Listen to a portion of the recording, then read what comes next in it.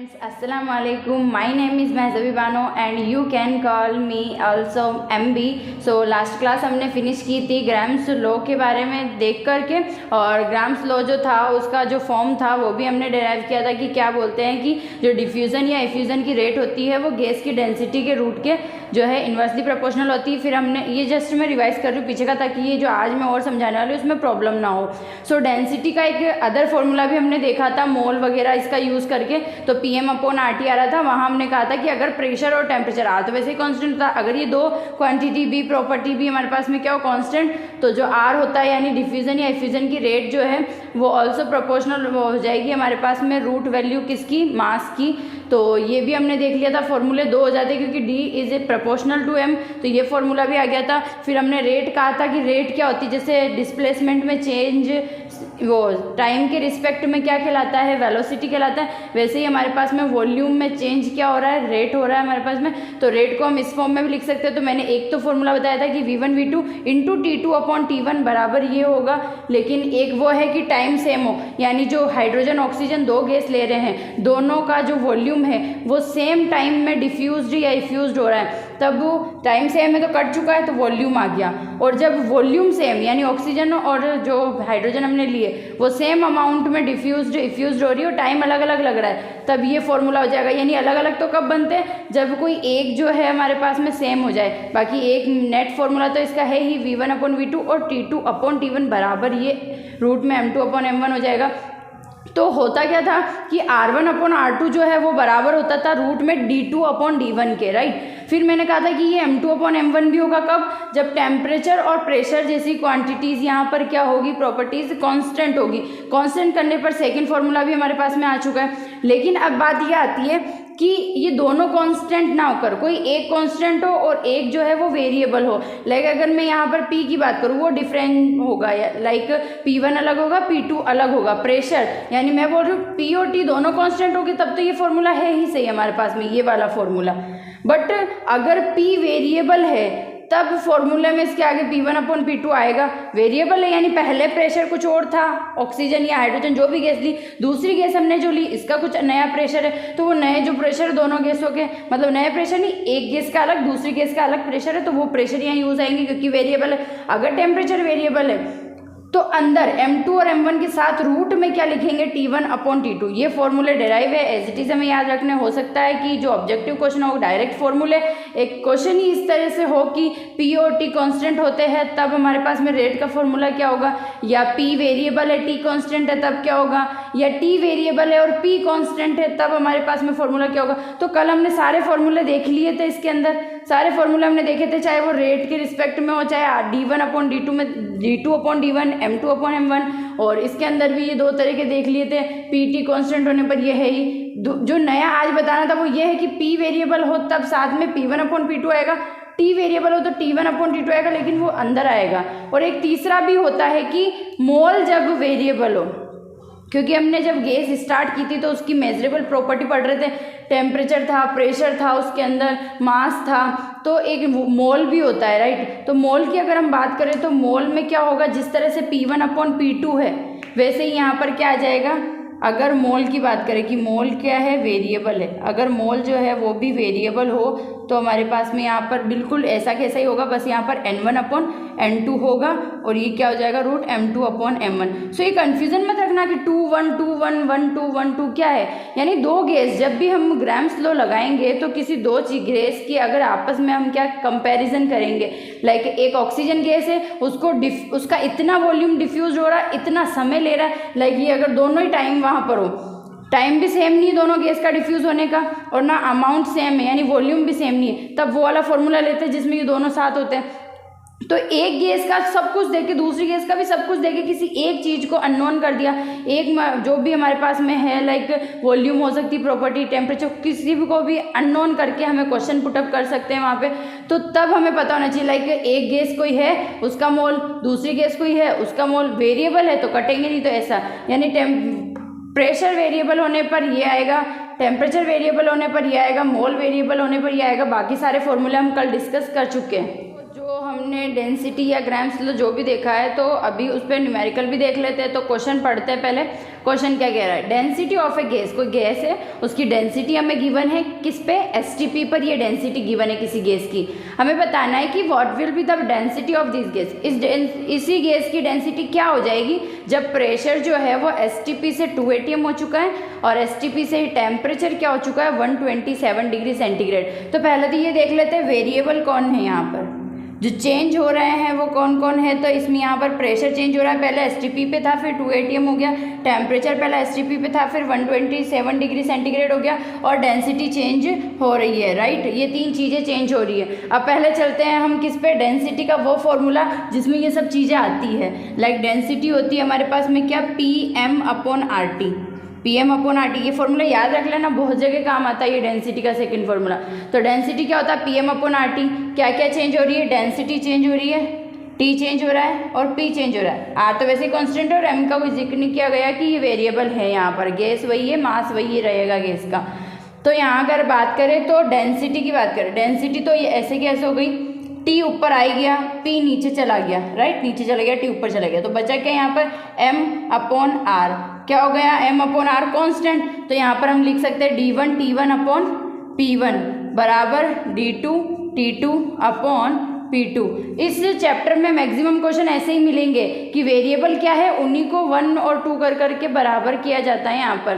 तो हम बात करें अगर D1 की, तो D1 क्या है हमारे पास में 1.2 है, D2 हमें फाइंड आउट करना है, एंड T1 की बात करें एसटीपी पर कितना होता है 293, मैंने कहा था केल्विन में ही लिखना है हमेशा टेम्परेचर। T2 की बात करें तो T2 हमारे पास में 127 है। जब 27 डिग्री होता है तो 273 273 जोड़ने पे कितना होता है, 300 होता है 27 का डायरेक्ट हम केल्विन पे 300 लिखते हैं। तो 127 है तो 100 एक्स्ट्रा आ गया, तो 300 के बजाय वहाँ पर क्या हो जाएगा 400। तो ये भी पता होना चाहिए डायरेक्ट जोड़ने का, 400 केल्विन हो गया। फिर आता है अगर हम बात करें P1 की, P1 कितना है, एसटीपी पर कितना होता है 1 atm और बाद में कितना हो चुका है 2 atm हो चुका है। तो बस पुटअप करो, आंसर आ जाएगा क्वेश्चन में। D1 हमने 1.2 लिख दिया, T1 हमने लिख दिया कितना है हमारे पास में 293 है, और अपॉन P1 1 है, और D2 हमें फाइंड आउट करना है, और T2 हमारे पास में 400 है, P2 हमारे पास में 2 है। सो ये 200 हो गया वैसे भी यहाँ पर। और D2 की बात करें तो D2 आ जाएगा हमारे पास में 1.2 293 अपॉन 200 हो गया हमारे पास में। सो इसको सॉल्व कर लीजिएगा, हमारे पास में आंसर आ जाएगा, राइट। आंसर यहाँ से हमारे पास में आ जाएगा। सो ये कितना हो जाएगा,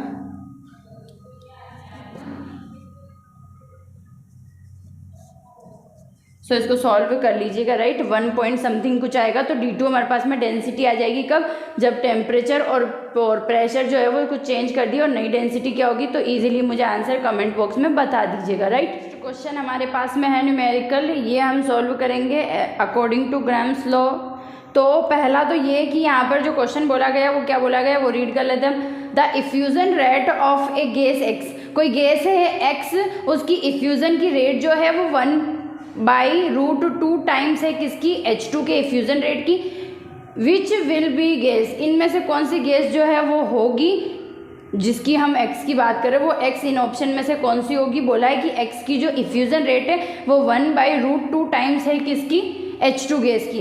अब पहला तो ये कि जब हमें दोनों की इफ्यूजन रेट को बराबर करना होता, क्या करना होता है, बराबर करना होता, तो मैं क्या करती कि ये हो गया H2, ये हो गया गैस X, दोनों की हमारे पास में रेट है, राइट। दोनों की रेट हमें लेनी है, दोनों को बराबर करना है। बोला X की इफ्यूजन रेट 1/√2 टाइम्स है H2 की, यानी H2 से इतनी ज़्यादा है ये X गैस की इफ्यूजन रेट। तो ज़्यादा कौन हुई, X। तो 1/√2 किसके आगे आ जाता, इसके। जब 1/√2 इसके आगे आ जाता तो दोनों क्या हो जाते बराबर, क्योंकि 1/√2 ऑलरेडी X के पास है। X जो है उसकी इफ्यूजन रेट 1/√2 टाइम्स है किसकी, H2 की। तो हमें 1/√2 जोड़ना किसके आगे, H2 के, ताकि दोनों की तरफ क्या हो जाए 1/√2 कैंसिल आउट हो गए, दोनों बराबर हो गए, राइट। तो ये कब करते हैं हम कि जिसको जितना गुना बोला है उसके सामने ना लिखकर उसके अपोजिट वाले के सामने जब हम लिखते हैं, जैसे बोला क्या है कि इफ्यूजन रेट इसकी है, x की इतने टाइम्स है H2 के, यानी इतना गुना तो ये x की है ना, लेकिन लिख किसके सामने रहे, H2 के। कब ऐसा करते हैं, जब हमें बराबर करना होता है और बाकायदा बराबर हो भी रहा है ना बराबर, राइट। तो ये बराबर ऐसे करते हैं तब हम लिखते हैं, लेकिन हमें ग्राम्स लॉ में बराबर थोड़ी करना है। ग्राम्स लॉ में क्या करते हैं, ग्राम्स लॉ होता है कि R1/R2 बराबर, क्योंकि गैसों के बारे में दिया है तो हम डेंसिटी की कोई बात ही नहीं की है, लेकिन गैस जब हमें हाइड्रोजन बता रखी है तो दूसरी गैस का जो है मास अगर पता चल गया हमें तो हम पता कर सकते हैं कौन सी गैस है। सबके मास हमें पता है तो हमें मास पता करना होगा, रेट हमें वो टाइम्स के अंदर बता रखी है तो वैसे भी कट जाएगी, राइट। तो मैं वो नहीं बोल रही हूँ, मैं ये बता रही हूँ जैसे यहाँ पर कि फॉर्मूले में यूज़ डेंसिटी थोड़ी ना करेंगे कि √d2/d1 भी तो होता है इसके बराबर, लेकिन हम क्या यूज़ करेंगे √m2/m1, क्योंकि उसका काम है यहाँ पर, डेंसिटी का कोई काम ही नहीं है। अगर ले लिया तो हम आगे न्यूमेरिकल कर ही नहीं पाएंगे, ये तो हमें इतना सेंस होना चाहिए। तो R1 की बात करें, हम मान रहे हैं कि R1 जो है वो X गैस के लिए है और R2 जो है वो H2 गैस के लिए है। जब R जो है H2 के लिए नीचे तो ऊपर जाएगा M2, यानी R जो M2 है वो क्या हो जाएगा, हाइड्रोजन का मास कितना होता है 2, क्योंकि H2 है नॉट H है। M1 हमें नहीं पता उस गैस का मास क्या है X का, ये लिख दिया, ठीक है। अब बोला गया है कि X जो है वो 1/√2 टाइम्स है, तो X के सामने ही लिखेंगे वो, मैं यहाँ बराबर थोड़ी कर रहे, देख लो अपोन में आ रहा है ना, बराबर करने पर हम उसके सामने वो उतना गुना जो है वो लिखते हैं जब हमें बराबर करना होता है। लाइक यहाँ पर 1/√2 टाइम्स कौन है X, तो हम लिखेंगे किसके सामने, इसके सामने, क्योंकि बराबर करना होता था।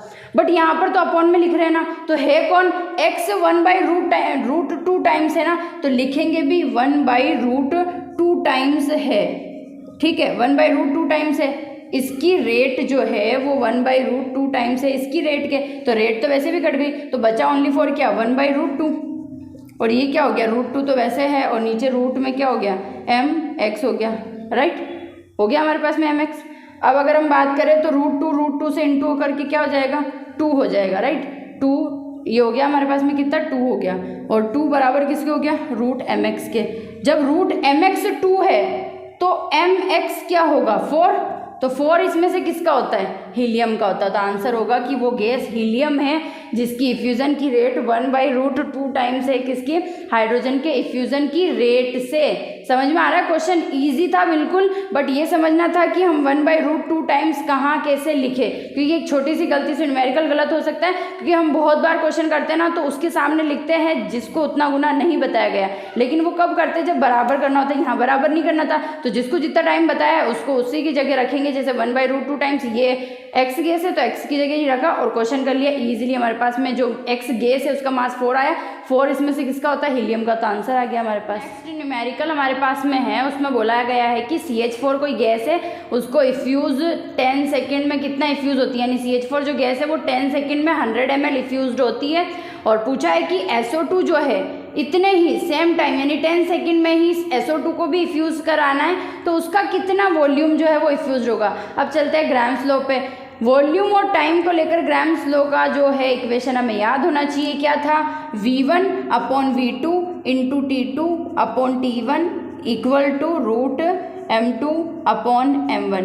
खासकर ये m2/m1 का ही आता है, डेंसिटी वाले क्वेश्चन बहुत ही रेयर चांसेस में मिलेंगे, इसलिए ये याद होना चाहिए हमें। और अगर हम बात करें तो वॉल्यूम यहाँ पर अलग है, पहला 100 है, दूसरा हमसे पूछा जा रहा है, लेकिन टाइम सेम बोला है, 10 सेकेंड उसके लिए भी है इसके लिए भी, तो टाइम हट जाएगा, बोला था टाइम सेम होने पर टाइम हट जाएगा, बचा वॉल्यूम। अब वॉल्यूम की बात करें तो V1 हमारे पास में कितना है 100, V2 हमें फाइंड आउट करना है, M2 की बात करें तो जिसका हमें फाइंड आउट करना है वो कौन है SO2, क्योंकि V2 उसी को माना है ना, तो M2 भी उसका लेंगे। तो सल्फर का कितना होता है 32, ऑक्सीजन का भी 32, वो 2 है तो आपस में 32 हो जाएगा, ये कितना हो जाएगा 64, तो यहाँ पर तो 64 हो गया।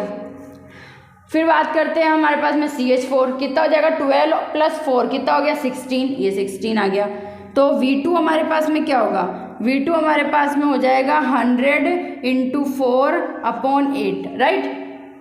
64 का रूट वैल्यू क्या होता है 8, 16 का कितना होता है 4, 4 ऊपर चला गया और 8 नीचे आ गया और V2 ऊपर चला गया, तो V2 क्या आ गया 100 इंटू 4 अपॉन में 8, तो कितना हो जाएगा ये हमारे पास में 50 ml वॉल्यूम सेम टाइम में इफ्यूज़ होगा किसका SO2 का। तो अब क्वेश्चन करना आ रहा है ना समझ में कि कैसे करना है हमें, जो मैं इतने सारे फॉर्मूला बता रही थी, अगर स्टार्टिंग में कन्फ्यूजन हो रहा है कैसे यूज़ करना है तो वो ऐसे यूज़ करना है। 2-3 क्वेश्चन मैं करा चुकी हूँ इन पे बेस्ड। नेक्स्ट जो न्यूमेरिकल हम करेंगे वो कॉन्सेप्चुअल क्वेश्चन है इनऑर्गेनिक, फिर से वहाँ थोड़ी बहुत काम आएगी, तो उसको करने के लिए ये छोटा सा कॉन्सेप्ट हमें पता होना चाहिए, इसलिए मैं इसको बीच में ला रही हूँ। तो हमने क्या पढ़ा था ग्राम्स लॉ में कि जो डिफ्यूज़न या इफ्यूज़न की रेट होती है वो उस गैस के मास के रूट के क्या होती है इन्वर्सली प्रोपोर्शनल होती है। अब हमें अगर थोड़ा सा हम सेंस से अगर देखें तो अगर कोई ज़्यादा वेटेबल है, मतलब अगर हम बात करें हम छत से गिरे तो बहुत तेज़ लग सकती है, बहुत ज़्यादा इंजर्ड हो सकती है, बट अगर वही किसी कीड़े मकोड़े को गिराए ऊपर से तो उसके कुछ भी नहीं होता। रीज़न क्योंकि उसका मास बहुत ही कम है, बहुत कम है उसका मास, तो उसकी रेट ज़्यादा हो गई। लाइक अगर मैं बात करूँ ऐसे समझ में ना आए तो मैं यहीं पे देखूँ, जैसे m मास ज़्यादा है तो मास ज़्यादा है तो शायद उसके जो डिफ्यूज़न या इफ्यूज़न की रेट है वो कम तो होगी, उसका मास जो है वो उसे उतनी तेज़ी से नहीं भागने दे रहा जितना उसे भागना चाहिए। लाइक मास बढ़ाया तो जो उसके फैलने की यानी जितना वॉल्यूम उसका जितने टाइम में फैलना चाहिए उतने में ना फैल कर बहुत कम वॉल्यूम फैला है उतने ही समय में। लाइक हमारे पास में 10 सेकंड पहले था और मास हमारे पास में 10 kg था, तो क्योंकि मास 10 kg था और बाद में हमने 20 kg कर दिया और टाइम अभी भी वो 10 सेकंड है, यानी बोला कि 10 सेकंड में 10 किलो को हमें जो है यहाँ पर डिफ्यूज्ड या इफ्यूज्ड करनी है। 10 किलो हमारे पास में गैस है, राइट, ये ले लिया हमने, लाइक किलोग्राम में नहीं लेना चाहिए। सो अगर हम लीटर की बात करें यहाँ पर तो ये वॉल्यूम जो हमारे पास में 10 लीटर है 10 सेकंड में डिफ्यूज्ड या इफ्यूज्ड हुआ है। सेकंड 20 लीटर जो है वो 10 ही सेकंड में हमें डिफ्यूज्ड या इफ्यूज्ड करना है, तो किसकी रेट ज़्यादा होगी, इसकी रेट ज़्यादा होगी क्योंकि 10 लीटर ही है, ये 20 है तो रेट कम हो जाएगी। और ये तो हम भी देख सकते हैं मास ज़्यादा बढ़ जाएगा उसका, अगर वेट ज़्यादा बढ़ जाएगा तो डिफ्यूज़न या इफ्यूज़न की रेट कम तो होगी ना, कम होगी, यानी उसने जो दूरी तय की वो मास बढ़ने की वजह से कम दूरी तय की एज़ कम्पेयर टू पहले, मास कम, डिफ्यूज़न या इफ्यूज़न की रेट फास्ट होगी तो वो डिस्प्लेसमेंट या डिस्टेंस जितनी उसको ट्रेवल करनी चाहिए वो ज़्यादा होगी। तो मैं वही समझाना चाह रही हूँ कि मास जो है वो बढ़ाते हैं तो डिफ्यूज़न या इफ्यूज़न की रेट कम होगी, और डिफ्यूज़न या इफ्यूज़न की रेट कम होगी तो वो डिस्प्लेसमेंट या जो भी उसको डिस्टेंस ट्रेवल करनी थी वो एज़ कम्पेयर टू पहले के अब क्या करेगी, कम करेगी। यानी हम कह सकते हैं कि डिस्टेंस का रिलेशन है डिफ्यूज़न या इफ्यूज़न की रेट से। डिफ्यूज़न या इफ्यूज़न की रेट ज़्यादा है तो क्या होगा, डिस्टेंस ज़्यादा ट्रेवल करेगी, कम है तो डिस्टेंस कम ट्रेवल करेगी। लेकिन ये दोनों इन्वर्सली प्रोपोर्शनल है किसके, मास के। मास ज़्यादा हो गया डिस्टेंस ज़्यादा चल नहीं पाएगी। उसी समय की बात करें एक फिक्स टाइम करके और फिर कंपैरिजन करें मास बढ़ा करके, तो दूसरा है कि अगर मास कम है तो डिस्टेंस ज़्यादा ट्रेवल करेगी, डिफ्यूज़न इफ्यूज़न की रेट ज़्यादा होगी। यानी जो हम लिखते थे ना का रेट R1 अपॉन R2 इसके बराबर होता है, तो क्योंकि डिस्टेंस जो है वो R के प्रोपोर्शनल है, रेट के प्रोपोर्शनल है, तो हम D1 अपॉन D2 भी लिख सकते हैं। मैं यही समझाना चाह रही थी क्योंकि नेक्स्ट क्वेश्चन में ये यूज़ होगा, तब वहाँ अलग से समझाने के बजाय मैं यहाँ समझा रही हूँ कि अगर क्वेश्चन में डिस्टेंस से रिलेटेड है, क्वेश्चन जो है वो डिस्टेंस से रिलेटेड है, तो ये नहीं कहना है कि ग्राम्स लॉ में डिस्टेंस तो कोई आती ही नहीं है, तो वो हमें समझना है कि जो रेट है हमारे पास में डिफ्यूज़न या इफ्यूज़न की वो किसके प्रोपोर्शनल है, डिस्टेंस के या डिस्प्लेसमेंट के जो ट्रेवल कर रही है गैस उसके प्रोपोर्शनल है। मास बढ़ा तो डिस्टेंस कम होगी, मास कम हुआ तो डिस्टेंस ज़्यादा होगी, यानी इसके प्रोपोर्शनल होगी। तो इसको हम D1 अपॉन D2 करके भी इस फॉर्मूले को डेराइव कर सकते हैं। तो यही वो क्वेश्चन है जिसके लिए हमने कॉन्सेप्ट देखा था कि रेट प्रोपोर्शनल है डिस्टेंस या डिस्प्लेसमेंट के। तो क्वेश्चन में इनऑर्गेनिक का भी बोला था कि थोड़ी बहुत काम आएगी, वो क्या है। क्वेश्चन ऐसा है कि हमारे पास में एक कांच की जो है वो ट्यूब है और उसकी लेंथ हमारे पास में 1 मीटर है, दोनों तरफ से खुली है। एक तरफ से HCl हम डाल रहे हैं, एंटर करवा रहे हैं, दूसरी तरफ से अमोनिया गैस प्रोवाइड उसको करा रहे हैं एक सिरे से, राइट, एक एंड से NH3 और दूसरे एंड से HCl। अब इनऑर्गेनिक का ये है यहाँ पर कि हमें ये पता होना चाहिए कि जब भी HCl और अमोनिया आपस में मिलते हैं तो वाइट फ्यूम्स बनते हैं। ये है इनऑर्गेनिक की नॉलेज कि जब अमोनिया और HCl, अब इसमें भी हमें वो इतना कोई नहीं शॉक्ड होना है कि इनऑर्गेनिक यहाँ काम आ रही, रीज़न क्योंकि केमिस्ट्री पूरी है एक साथ तो कोई कहीं ना कहीं काम आ ही जाती है। तो जब हम पढ़ेंगे इनऑर्गेनिक के अंदर पी ब्लॉक, तब हमें इसमें बिल्कुल दिक्कत आने वाली है नहीं, क्योंकि हमें वहाँ जाके पता चल जाएगा अच्छे से डीपली। तो हमें जब तक के लिए ये पता होना चाहिए सिंपल कि अमोनिया और HCl आपस में मिलते हैं तो क्या बनाते हैं, वाइट फ्यूम्स क्रिएट होते हैं। तो क्वेश्चन यही है कि जो वाइट फ्यूम्स बनेंगे वो HCl एंड से कितनी दूरी पर बनेंगे। लाइक ये हमारे पास में अगर कोई हम माने लाइक ये क्या है, x डिस्टेंस है, तो इस ये जो x डिस्टेंस है, लाइक हमने बोल दिया यहाँ पर फ्यूम्स बन रहे हैं, तो वो फ्यूम्स की जो HCl से डिस्टेंस है वो कितनी होगी, यानी HCl के एंड से कितनी दूरी पर ये वाइट फ्यूम्स बनेंगे, राइट। हो सकता है मैंने यहाँ बताया फ्यूम्स यहाँ बन जाए, यहाँ बन जाए, यहाँ जहाँ भी फ्यूम्स बना उसकी HCl एंड से हमें डिस्टेंस बतानी है, वाइट फ्यूम्स HCl एंड से कितनी दूरी पर बन रहे हैं, राइट।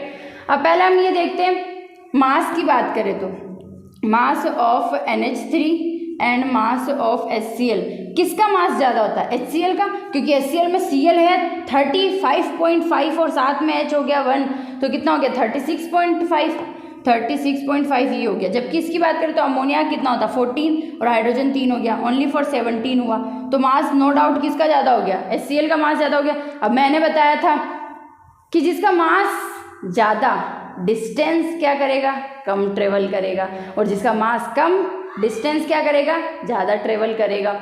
यानी फ्यूम्स आपके हिसाब से क्या बीच में बनेंगे, बीच में कब बनते, बीच में तब बनते जब HCl का मास और अमोनिया का मास क्या होता है, बराबर, तो दोनों बराबर डिस्टेंस ट्रेवल करते, और जब दोनों बराबर डिस्टेंस ट्रेवल करते तो वाइट फ्यूम्स का फॉर्मेशन कहाँ होता, मिड में ट्यूब के 0.5 पर, और उस HCl से हम दूरी भी लिख देते जो क्वेश्चन में पूछी है 0.5 मीटर। बट क्वेश्चन में हमें पता चल रहा है कि जो मास है वो किसका ज़्यादा है, HCl का। जब मास ज़्यादा HCl का है तो डिस्टेंस ट्रेवल ज़्यादा कौन करेगी, अमोनिया। यानी अमोनिया बीच में नहीं, क्योंकि दोनों का मास बराबर नहीं है, बहुत कम है और बहुत ज़्यादा है। अमोनिया बहुत हद तक HCl के पास आ जाएगी और HCl बहुत ही कम चलेगा, क्योंकि HCl का मास ज़्यादा है। जब HCl बहुत कम चलेगा और अमोनिया यहाँ से यहाँ तक आ जाएगी, क्योंकि मास बहुत कम है, तो यहाँ कहीं बनेगा, यानी बीच में नहीं बनेगा, HCl के और ही फ्यूम्स बनेंगे। इसीलिए क्वेश्चन में पूछा भी यही है कि HCl के एंड से कितनी दूरी पर वाइट फ्यूम्स बनेंगे। अब हमने कहा कि मान लिया अमोनिया जो है वो कितनी डिस्टेंस चलती है, x मीटर, तो ये हमारे पास में HCl, अमोनिया ने x डिस्टेंस चली वाइट फ्यूम्स के लिए, HCl कितनी चली, क्योंकि पूरी 1 है तो ये HCl कितना चलेगा 1 - x, क्योंकि x ये चल चुकी है और पूरी 1 है तो ये 1 - x हो गया, इसमें डाउट नहीं होना चाहिए। अब मैंने बताया था क्वेश्चन सॉल्व करना है तो d1/d2 डिस्टेंस के लिए ले सकते हैं, रूट में क्या हो जाएगा m2/m1 हो जाएगा। सो d1 अगर पहली डिस्टेंस हम अमोनिया की ले तो क्या होगा x, नीचे क्या हो जाएगा 1 - x। जब अमोनिया ऊपर लिया तो नीचे मास अमोनिया का जाएगा, कितना होता है 17, ऊपर क्या आ जाएगा 36.5, राइट, ले ली हमने।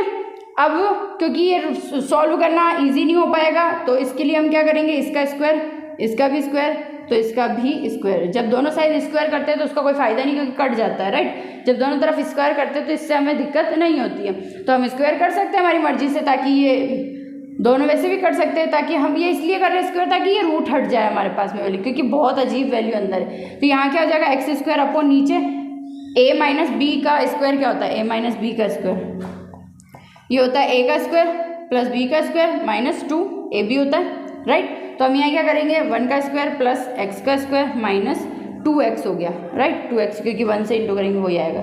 यहाँ की बात करें कितना आ जाएगा 36.5 अपॉन 17। तो अब तुम्हारे लिए ये क्वेश्चन है कि तुम्हें सॉल्व करके मुझे यहाँ से x निकाल के बताना है, और x जब आ जाएगा तो उसको 1 में से माइनस करके मुझे क्या बताना है, HCl के एंड से कितनी दूरी पर वाइट फ्यूम्स बनेंगे। मैंने पूरा प्रोसेस बता दिया है क्योंकि इसमें टाइम लगेगा और छोटा काम है कि हाँ बस न्यूमेरिकल का जो है भी बची मैथमेटिकल फॉर्म में जो भी करना है वो करके मुझे पहला x निकालना, मुझे x नहीं चाहिए, मुझे 1 - x चाहिए कि क्वेश्चन में जो पूछा है HCl एंड से कितनी दूरी पर फ्यूम्स बनेंगे। आया क्वेश्चन समझ में, इंटरेस्टिंग था क्वेश्चन है, कॉन्सेप्चुअल है, बहुत ही ज़्यादा इंटरेस्टिंग क्वेश्चन होने वाला है। सो इसको बहुत ही ज़्यादा फोकस्ड होकर इस क्वेश्चन को समझना। क्वेश्चन है कि इन 4 ऑप्शंस में से कौन सा ऑप्शन करेक्ट है। पहले मैं बोला कि जो ड्राई एयर होती है, जो शुष्क वायु होती है, उसकी डेंसिटी डी यहाँ मैं लिख देती हूँ, डी यहाँ पर मैं डिनोट कर रही हूँ किसको, डेंसिटी को, राइट। सो मैं डी यूज़ कर रही हूँ, वो डेंसिटी के लिए है। सो density of dry air greater than density of humidity, जो नम वायु होती है जिसमें वेपर जो शामिल होती है वाटर की, वो वाली एयर, और एक होती है ड्राई एयर, ठीक है। तो ड्राई एयर की डेंसिटी क्या ज़्यादा होती है नम वायु यानी ह्यूमिडिटी वाली से। अब क्वेश्चन ये भी होगा तुम्हारे मन में कि ये यहाँ कैसे आ गया ऐसा क्वेश्चन। ऐसा यहाँ इसलिए आया क्योंकि बिल्कुल यहाँ ग्राम्स लॉ लग रहा है, उसमें जो डेंसिटी का न्यू फॉर्मूला हमने लगाया था वो लग रहा है, मैंने कहा था वो इंपॉर्टेंट है, इसलिए ये क्वेश्चन यहाँ आया है। डेंसिटी ऑफ ड्राई एयर क्या कम होती है डेंसिटी ऑफ ह्यूमिडिटी से। फिर बोला गया है कि मास, यहाँ पर एम मैंने यूज़ किया है किसके लिए, मास के लिए, राइट, मास के लिए यहाँ यूज़ किया। तो क्या मास जो है वो ड्राई एयर का कम होता है ह्यूमिडिटी के मास से। और चौथा ऑप्शन है नन ऑफ दिस, इनमें से कोई भी नहीं, राइट। 4 ऑप्शन हमारे पास में। अब पहला हम चलते हैं कि अगर हम बात करें कि नाइट्रोजन इन्वायरमेंट में कितनी होती है, नाइट्रोजन गैस कितनी होती है, 80% होती है, अप्रोक्सीमेट मान के चल रहे हैं। ऑक्सीजन की बात करें तो कितना मान के चल रहे हैं हम, 20%, मोटा मोटा ले तो ये नाइट्रोजन हो गया 80%, ऑक्सीजन हो गया 20%। तो नेट मास एयर का, ड्राई एयर में क्या होता है ज़्यादा से ज़्यादा, क्योंकि जो CO2 वगैरह पॉइंट्स में हमें वो नहीं लेना, मोटा मोटा लेके चलना है और आंसर निकालना है। तो सबसे ज़्यादा क्या मिलेगी, नाइट्रोजन 80%, ऑक्सीजन 20%, इन दो को लेकर चल रहे हैं। और हम क्या बना रहे हैं, ड्राई एयर जो होती है, ड्राई एयर अपने इन्वायरमेंट में। तो ड्राई एयर का मास अगर हम निकालें तो उसमें 80% तो क्या है नाइट्रोजन का, कितना होता है हमारे पास में 28 मास होता है, 28 मास वाला 80% है, और 20% है हमारे पास में 32 मास वाला अपॉन 100। जब इसको सॉल्व करेंगे तो मास आ रहा है अप्रोक्सीमेट 28.8 ग्राम। यानी ड्राई जो एयर होती है, मोटा मोटा लेके चले थे, बाकी गैस को छोड़ करके 20% इसको लिया, 80% इसको लिया। यानी 80 बच्चे ऐसे हैं क्लास में जो 28 मार्क्स ला रहे हैं, और 20 बच्चे ऐसे हैं जो 32 मार्क्स ला रहे हैं, और जो ओवरऑल मार्क्स हम निकालते हैं ना, एवरेज मार्क्स क्या है क्लास के, तो वो है 28.8 ग्राम, ठीक है। अब दूसरा चलते हैं हम ड्राई एयर पे, सॉरी ह्यूमिडिटी वाली, नम वायु पे। ह्यूमिडिटी की बात करें, अगर हम ह्यूमिडिटी की बात करें, लाइक यहाँ पर तो हम क्या बोल रहे थे, ये क्या है हमारे पास में ड्राई एयर है। अगर हम ह्यूमिडिटी की बात करें तो उसमें नाइट्रोजन तो होगा, ऑक्सीजन गैस भी होगी, लेकिन साथ में वाटर की वेपर भी शामिल होगी। यानी जो 80 बच्चे 28 ला रहे थे, अब 80 से कम हो जाएंगे 28 लाने वाले, 75 ही बचेंगे। हम जस्ट मान के चल रहे हैं क्योंकि उसमें वाटर की वेपर आ चुकी है, उसको भी तो जगह देनी है। ह्यूमिडिटी में वाटर की वेपर नहीं आएगी तो क्या आएगी, आएगी ना, तो उसको भी जगह देनी है। तो हम मान के चल रहे हैं, इसको हमने 75 कर दिया और इसको हमने 15 कर दिया, तो ये हमारे पास में 10 आ गया। यानी अब 10 बच्चे ऐसे भी हैं जो 18 नंबर लाते हैं, क्योंकि हमारे पास में वाटर वेपर का मास क्या होता है, 18 होता है।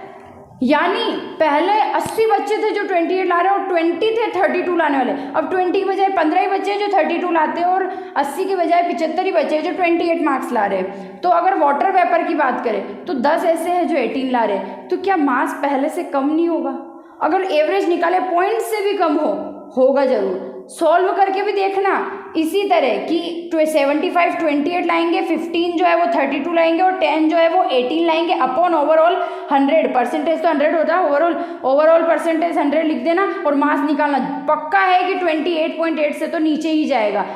तो यहाँ पर हमें ये पता चल रहा है कि मास जो है वो ड्राई एयर का ज़्यादा होता है। रीज़न, क्योंकि ड्राई एयर में ज़्यादा मास वाली नाइट्रोजन और ऑक्सीजन प्रेजेंट है। जब हम ह्यूमिडिटी की बात करते हैं नम वायु की, तो उसमें वाटर की वेपर आ जाती है साथ में, और जब वाटर वेपर आती है तो उसका मोलिकुलर मास हमें पता है कम होता है। नाइट्रोजन और ऑक्सीजन दोनों कंपेरिजन में कितना, 18 ही होता है। तो जब कम मास वाली भी पार्टिसिपेट करेगी उसके अंदर और उन ज़्यादा वाली को कम कर देगी, तो मास ओवरऑल क्या होगा, कम होगा। यानी मास किसका ज़्यादा होता है, मास जो है वो ड्राई एयर का ज़्यादा होता है। जबकि यहाँ बोला है कि ड्राई एयर का कम होता है, नहीं होता, यानी गलत है ये ऑप्शन। क्या ड्राई एयर का मास कम होता है, ज़्यादा होता है, उल्टा ह्यूमिडिटी से। अब हमने पढ़ा था कि डेंसिटी बराबर क्या होता है, PM/RT होता है, यानी डेंसिटी प्रोपोर्शनल टू मास। तो मास जब ड्राई एयर का ज़्यादा है तो डेंसिटी भी ड्राई एयर की ज़्यादा होगी। यहाँ बोल रहे हैं कि डेंसिटी ड्राई एयर की कम होगी, जो कि गलत ऑप्शन हो गया। डेंसिटी ड्राई एयर की ज़्यादा होगी, यस ज़्यादा होगी। तो फर्स्ट ऑप्शन हमारे पास में करेक्ट होगा। तो इसको सॉल्व करके देखना, पक्का 28.8 से कम आएगा।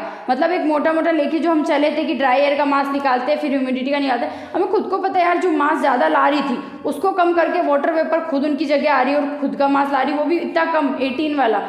तो तो कहीं ना कहीं इसमें से थोड़ा ही कम, लेकिन आएगा जरूर कम। तो ह्यूमिडिटी का मास कम तो उसकी डेंसिटी कम, तो डेंसिटी ज़्यादा किसकी होगी, ड्राई एयर की, और मास भी उसका ज़्यादा हो गया, इसलिए फर्स्ट ऑप्शन यहाँ पर करेक्ट होगा। इंटरेस्टिंग था क्वेश्चन। इस चैप्टर के बहुत ही इंपॉर्टेंट टॉपिक की बात करेंगे और वो है इसकी एक थ्योरी, वो क्या है, काइनेटिक थ्योरी ऑफ गैसेस, गैसों का गत्यात्मक सिद्धांत।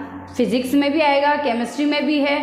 Kinetic theory of gases KTG के नाम से, जिसे हम बहुत ज़्यादा जानते हैं क्योंकि पॉपुलर है केटीजी के नाम से। इस थ्योरी की बात करें तो ये थ्योरी कैसी है, माइक्रोस्कोपिक मॉडल है, माइक्रोस्कोप से पूरा एनालिसिस इसका किया गया है, ऐसी एक थ्योरी है, यानी माइक्रोस्कोपिक मॉडल है। रीज़न क्या है, क्योंकि इसमें जो यूज़ किया गया है वो गैस के मॉलिक्यूल्स है जो आइज से इनविजिबल होते हैं, यानी जो आंखों से देखे नहीं जा सकते, ऐसे गैस मॉलिक्यूल्स पर जब ये पूरा थ्योरी है तो ये थ्योरी कैसी होगी, हमारे पास में माइक्रोस्कोपिक मॉडल है।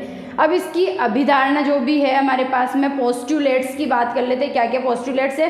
तो पहला पोस्टुलेट इस कैटेगरी का ये है कि every gas made up a very fine particles, यानी कोई भी गैस बनी होती है वो बहुत ही ज़्यादा सूक्ष्म कणों से मिलकर बनी होती है। वेरी फाइन पार्टिकल्स से कोई भी गैस जो है वो बनी होती है।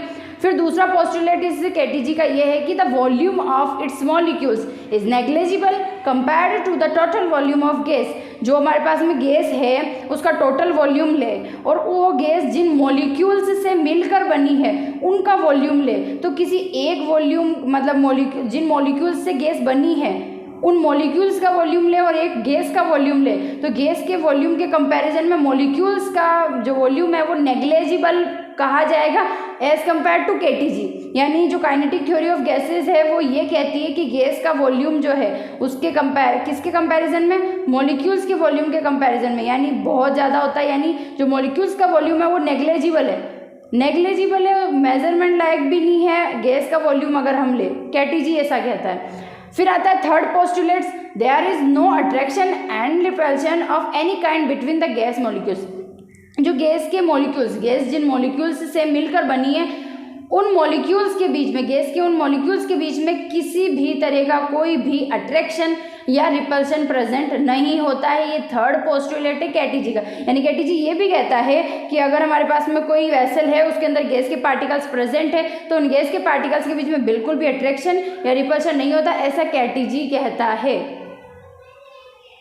सम और पोस्टुलेट्स जो है केटीजी के उनके बारे में बात कर लेते हैं, फिर इसके जितने भी डिफरेंट टाइप फार्मूलाज जो भी इसने गिवन है केटीजी में उसकी बात करेंगे। तो फोर्थ पोस्टुलेट क्या है, पहला तो पोस्टुलेट था कि बहुत ही फाइन पार्टिकल्स से, वेरी फाइन पार्टिकल्स से ये बना होता है। फिर हमने और भी पोस्टुलेट्स के बारे में बात किया। अब चौथे पोस्टुलेट्स की हम जो बात कर रहे हैं, विदाउट एनी टाइम वेस्टिंग हम सब फटाफट करते हैं इसमें ताकि हम इस वीक में इस चैप्टर को फिनिश कर सके। तो फोर्थ हमारे पास में है कि the gas particles are constantly moving with different velocity. Like हमारे पास में ये कोई वैसल है, इसके अंदर गैस पार्टिकल्स है, ये लगातार क्या करेंगे, कॉन्स्टेंटली मूविंग करेंगे लेकिन डिफरेंट वेलोसिटी। लाइक एक पार्टिकल था, इस वॉल से टकराया, इसकी वेलोसिटी चेंज हो गई, अलग वेलोसिटी, डिफरेंट वेलोसिटी से इधर गया। फिर एक पार्टिकल सामने मिल गया, उससे टकराया, फिर गया, तो लगातार मूविंग करेगा कॉन्स्टेंटली, यानी लगातार मूविंग करेगा, लगातार घूमेगा इधर से उधर, बट डिफरेंट वेलोसिटीज से घूमेगा। ऐसा केटीजी का ये फोर्थ पोस्टुलेट है हमारे पास में। फिर आगे चलते हैं fifth postulate, due to the motion the molecules collide with each other and also walls. यानी ये जो मोशन कर रहे हैं अलग अलग वेलोसिटी से कॉन्स्टेंटली लगातार, इस मोशन की वजह से ही ये आपस में भी टक्कर करते हैं और दीवार से, जो वेसल हमने यूज़ किया उसकी वॉल से भी ये लगातार टक्कर करता है। ऐसा फिफ्थ पोस्टुलेट। ये पोस्टुलेट एज इट इज़ ऐसे याद होने चाहिए। रीज़न क्या है, क्योंकि जो क्वेश्चंस आते हैं ऑब्जेक्टिव उसमें 4 ऑप्शन दे रखे होते हैं और पूछ लेते हैं कौन सा जो पोस्टुलेट है वो है ही नहीं केटीजी का, या कह सकते हैं कौन सा गलत, यानी एक वर्ड से भी उस पोस्टुलेट को गलत या सही कर सकते हैं। इसलिए एज इट इज़ पोस्टुलेट याद होनी चाहिए कि पोस्टुलेट क्या है केटीजी के। सिक्स्थ की बात करें तो सिक्स्थ ये है कि kinetic energy of gas molecules varies but their average kinetic energy is simply function of their absolute temperature. इसमें क्या बोला है, जैसे गैस पार्टिकल मैंने बोला लगातार आपस में भी टक्कर कर रहे हैं, दीवारों से भी टक्कर कर रहे हैं, वेलोसिटी लगातार चेंज हो रही है, कॉन्स्टेंटली मूविंग भी कर रहे हैं, वेलोसिटी लगातार चेंज हो रही है, तो क्या काइनेटिक एनर्जी चेंज नहीं होगी? वेलोसिटी का ही तो वो क्या है, फंक्शन है काइनेटिक एनर्जी। तो जब वेलोसिटी लगातार चेंज हो रही है तो काइनेटिक एनर्जी चेंज हो रही है, किनकी? मॉलिक्यूल्स की लगातार। लेकिन क्या बोला है, काइनेटिक एनर्जी मॉलिक्यूल्स की लगातार चेंज हो रही है, बट वेरीज यानी लगातार चेंज हो रही, but their average kinetic energy, average निकालते ना, हर एक मॉलिक्यूल की ले ली और कितने मॉलिक्यूल है उससे डिवाइड कर दिया तो एवरेज काइनेटिक एनर्जी आ गई।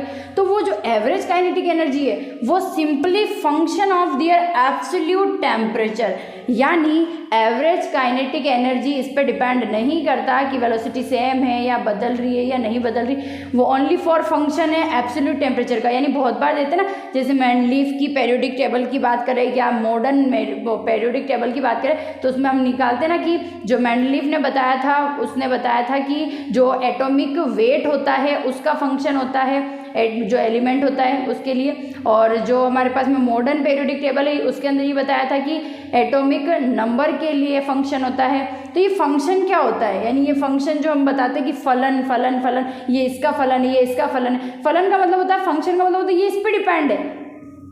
काइनेटिक एनर्जी एवरेज जो है वो फंक्शन है किसका, एब्सोल्यूट टेम्परेचर का, यानी एब्सोल्यूट टेम्परेचर यानी परम ताप। जो स्टार्टिंग में क्वेश्चन में टेम्परेचर दे दिया, अगर क्वेश्चन में टेम्परेचर चेंज की बात नहीं कही, यानी एक क्वेश्चन बना दिया ऑब्जेक्टिव कि हमारे पास में ये गैस पार्टिकल से आपस में भी टकरा रहे, वॉल्स से भी टकरा रहे, इनकी काइनेटिक एनर्जी इतनी है, वो भी कौन सी, एवरेज काइनेटिक एनर्जी, और टेम्परेचर जो है पहले इतना था बाद में भी इतना, कोई मतलब टेम्परेचर की बात ही नहीं की गई, एक बार दे दिया बात ही नहीं की गई, तो हमें पता चलना चाहिए। और 4 ऑप्शन दे दिए कि काइनेटिक एनर्जी ज़्यादा हो जाएगी, कम हो जाएगी, वही रहेगी, नन ऑफ दिस, राइट, दे दी हमें। और देने के बाद हमें क्या टिक करना होगा, हमें टिक करना होगा वही रहेगी। रीज़न क्योंकि टेम्परेचर चेंज नहीं हुआ, यानी जो एवरेज काइनेटिक एनर्जी है वो फंक्शन है एब्सोल्यूट टेम्परेचर का। अगर उसका एब्सोल्यूट टेम्परेचर चेंज हुआ तो काइनेटिक एनर्जी चेंज होगी, अगर एब्सोल्यूट टेम्परेचर चेंज नहीं हुआ तो काइनेटिक एनर्जी चेंज नहीं होगी। रीज़न क्योंकि काइनेटिक एनर्जी जो एवरेज है वो किसका फंक्शन है, एब्सोल्यूट टेम्परेचर का फंक्शन है। यानी काइनेटिक एनर्जी टेम्परेचर बढ़ाने पर बदलती है। काइनेटिक एनर्जी टेम्परेचर बढ़ाओगे तो बढ़ेगी, कम करोगे तो कम होगी, क्योंकि बढ़ाओगे टेम्परेचर तो वेलोसिटी ज़्यादा मिलेगी मॉलिक्यूल्स को और काइनेटिक एनर्जी बढ़ेगी। टेम्परेचर कम करोगे तो वेलोसिटी कम होगी पार्टिकल्स की और काइनेटिक एनर्जी कम होगी। लेकिन हम बात कर रहे हैं वो एवरेज काइनेटिक एनर्जी, तो एवरेज काइनेटिक एनर्जी टेम्परेचर पर डिपेंड इस तरह से नहीं कर रही कि टेम्परेचर बढ़ाना कम करना है, यानी वो एब्सोल्यूट टेम्परेचर पर इस तरह से डिपेंड करेगी कि उसका फंक्शन हो। टेम्परेचर चेंज करते ही काइनेटिक एनर्जी चेंज होगी, टेम्परेचर बढ़ाया कम किया तो उस पर डिपेंड करेगी। यानी काइनेटिक एनर्जी एवरेज जो है वो ऐसे ही नहीं बदल जाती, यानी टेम्परेचर चेंज नहीं किया तो ऐसे नहीं है कि वो चेंज हो जाएगी। मास, वेलोसिटी कुछ भी चेंज करो, काइनेटिक एनर्जी एवरेज पे कोई फर्क नहीं पड़ेगा। फर्क पड़ता है कि वो एब्सोल्यूट टेम्परेचर चेंज हो रहा है या नहीं हो रहा है, क्योंकि ये फंक्शन एब्सोल्यूट टेम्परेचर का। समझ में आया? और अगर नहीं आया तो मैं इस पर एक क्वेश्चन भी करा दूंगी जिससे पूरा कॉन्सेप्ट क्लियर हो जाएगा। हम कैटीजी जो काइनेटिक थ्योरी ऑफ गैसेस है, तो उसके जो हमारे पास में पोस्टुलेट्स थ्योरेटिकल थे वो हमने पूरे कर लिए। उसका जो भी मैथमेटिकल फॉर्म है वो हम कल की क्लास में देखेंगे। तो आज जो क्लास हम फिनिश करेंगे उस पर वही एब्सोल्यूट टेम्परेचर को मेरे को अच्छे से समझाना है ताकि क्वेश्चन में गलती ना हो और पोस्टुलेट को अच्छे तरह से पकड़ सके हम, ताकि ऑब्जेक्टिव क्वेश्चन भी हमसे गलत ना हो। मैं अब भी बता रही हूँ, पोस्टुलेट से एज इट इज़ याद होने चाहिए, उनको थ्योरी समझ के मजाक में नहीं लेना है, क्योंकि एज इट इज़ पोस्टुलेट्स जो है वो क्वेश्चन में एज ए ऑब्जेक्टिव क्वेश्चन में जो लाइंस दे रखी होती है वो दे रखा होता है, और सही गलत या फिर नॉन ऑफ दीज वगैरह करके क्वेश्चन दे रखे होते हैं, तो शब्द से भी वो क्वेश्चन गलत हो सकता है एक से। तो विच इज करेक्ट ऑप्शन, कौन सा ऑप्शन करेक्ट है? तो पहला ऑप्शन है कि when the temperature is the same, जब टेम्परेचर सेम हो तो काइनेटिक एनर्जी टोटल हाइड्रोजन और ऑक्सीजन की क्या सेम होगी हमेशा। यानी बोला है हाइड्रोजन और ऑक्सीजन दोनों को कैसा टेम्परेचर दिया गया है, सेम टेम्परेचर दिया गया है, राइट। दोनों को टेम्परेचर कैसा दिया गया है, सेम दिया गया है। और बोला है कि क्या दोनों की जो टोटल काइनेटिक एनर्जी है वो हमेशा सेम होगी, हमेशा सेम होगी। It may be possible, hydrogen को जितना टेम्परेचर दिया और ऑक्सीजन को दिया दोनों का सेम है, टेम्परेचर सेम होने पर हो सकता है दोनों को जो दोनों के मॉलिक्यूल्स को वेलोसिटी मिले वो सेम हो, तो दोनों की kinetic energy same, kinetic energy same, तो दोनों की जो टोटल काइनेटिक एनर्जी है वो हो सकती है सेम हो ऑलवेज। यही तो क्वेश्चन को गलत कर देगी, एक वर्ड क्वेश्चन को गलत कर देता, फिर ऊपर से बोला भी तो क्या है, टोटल टोटल टोटल टोटल। ठीक है, अब कन्फ्यूजन में बहुत सो ही आ रहा होगा कि अभी तो सिस्टर ने बताया था कि जो एवरेज, तो ये पता होना चाहिए कि एवरेज काइनेटिक एनर्जी अलग होती है, टोटल अलग होती है। टोटल क्या है, सारी काइनेटिक एनर्जी को जोड़ दिया, लेकिन एवरेज का मतलब होता है टोटल काइनेटिक एनर्जी को जोड़ने के बाद किन किन की मॉलिक्यूल्स की हमने काइनेटिक एनर्जी ली उन नंबर ऑफ मॉलिक्यूल्स से डिवाइड करने पर एवरेज काइनेटिक एनर्जी आती है। तो मैंने जो बात की थी कि टेम्परेचर सेम होने पर, टेम्परेचर को चेंज नहीं करने पर काइनेटिक एनर्जी चेंज नहीं होगी, कौन सी, average, because average kinetic energy is the function of their absolute temperature, उसके एब्सोल्यूट टेम्परेचर का फंक्शन है कौन सी, काइनेटिक एनर्जी, वो भी एवरेज। यानी यहाँ पर एवरेज जो है, यानी अगर ये क्वेश्चन हम देखें तो करेक्ट तो यही होगा कि टेम्परेचर सेम रखने पर हाइड्रोजन और ऑक्सीजन की एवरेज काइनेटिक एनर्जी हमेशा सेम होगी। लेकिन यहाँ पर टोटल की बात करें तो मे भी पॉसिबल हो सकती है सेम, क्या ऑलवेज होगी, जरूरी तो नहीं है, हो सकता है पहले इसकी कुछ और थी, इसकी कुछ और थी, स्टार्टिंग में दोनों की बराबर ही नहीं थी, तो दोनों को सेम टेम्परेचर देने से क्या होगा, बाद की बराबर हो रही, पहले की तो बराबर नहीं थी। हमें तो काइनेटिक टोटल देखनी है, और टोटल फिर कैसे हम बताएंगे कि हमेशा ही बराबर होगी।